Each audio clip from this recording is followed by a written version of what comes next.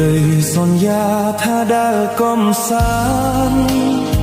ប្រែខ្លីខកខានក៏យ៉ានក្បត់ពីសន្យាបងរឹករែងរៃថ្លៃនិមលអូននៅមិនយល់ចិត្តអន្តេសាមើលភ្លើក៏និថាអូនមិនមករាត្រីខកស្នេហ៍ដួងខែរនោចកាយរះតូចតូចដោយស្នេហ៍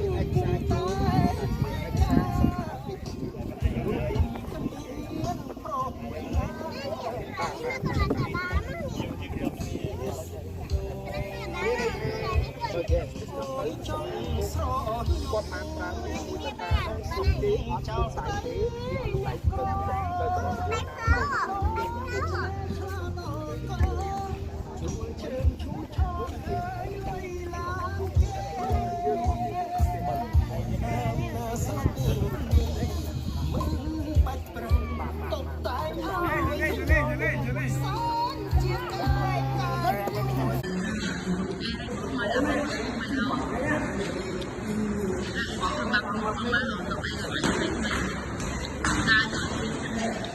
ៅជីពេញហ្នឹង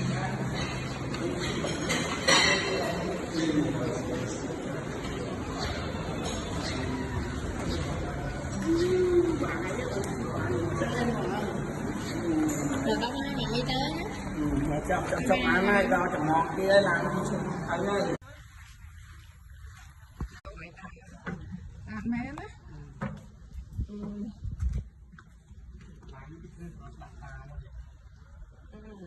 ชื่อมือนี่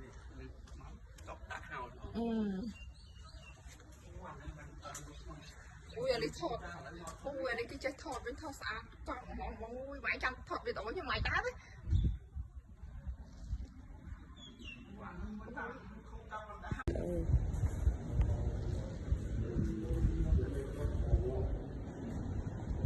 หามปะ